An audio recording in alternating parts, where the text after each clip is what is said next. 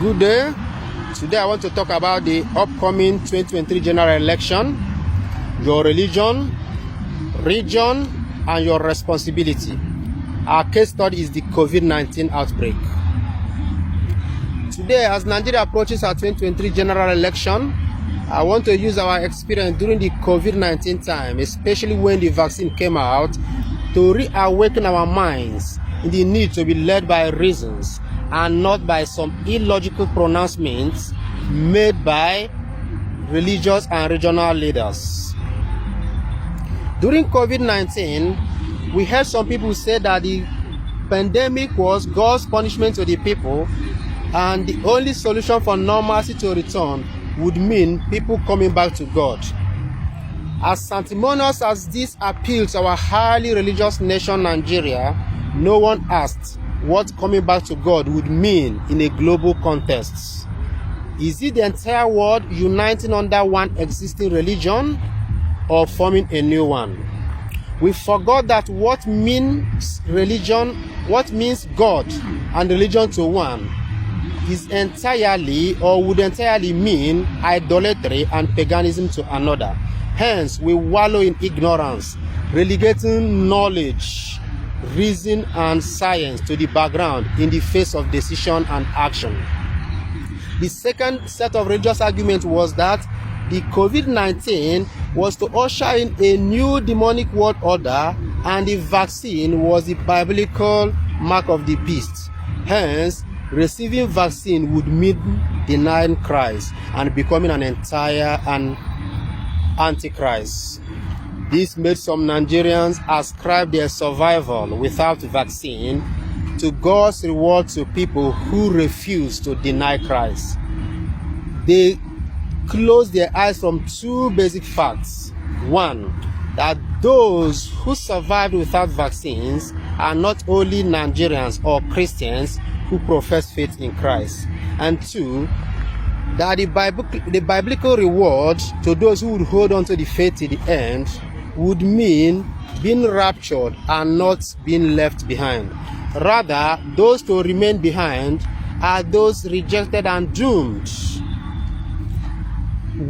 Some of us who religiously took our vaccines are still here, waxing strong in our faith and religious teachings. We have only chosen reason and embraced God in science and time. Today, as 2023 general election approaches, the same people who lied to us and deceived us into believing that our fight against reason and science was about our faith and religious affairs are here again. They have come to tell us whom to vote to protect our faith. Some have told us whom God has anointed and has not anointed to become the president. And again, our senses are gone. I tell you, these people are enemies to our common good and conscience. They have neither religion nor fear of God in them. The second set of our enemies in this nation are those campaigning for regional voting. They will tell you to vote for your brothers. Others are people who say they don't have preferred candidates. Rather, they pray to God to make the best emerge among the contestants. Remember, we have had leaders from different regions and religions come and gone with no regional or religious differences to our collective faiths. Yet these people come to deceive us with religion and region.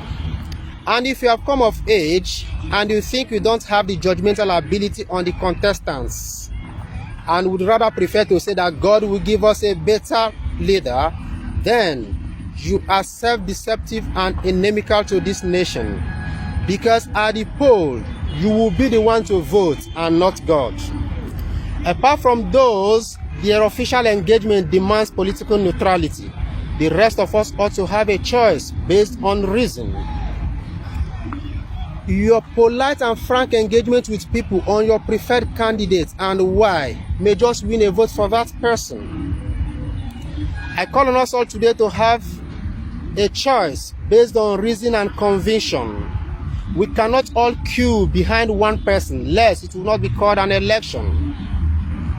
We don't have to make enmity of ourselves in making our choices.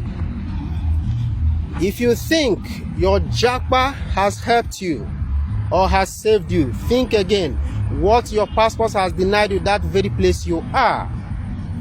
And if you have changed your passport, congrats. But only if you have done so and relocated all your lineage, lest the burden of bad governance is still a task for us all to tackle.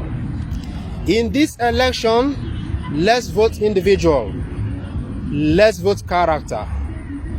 Let's listen to the voice of reason and not preachings and prophecies.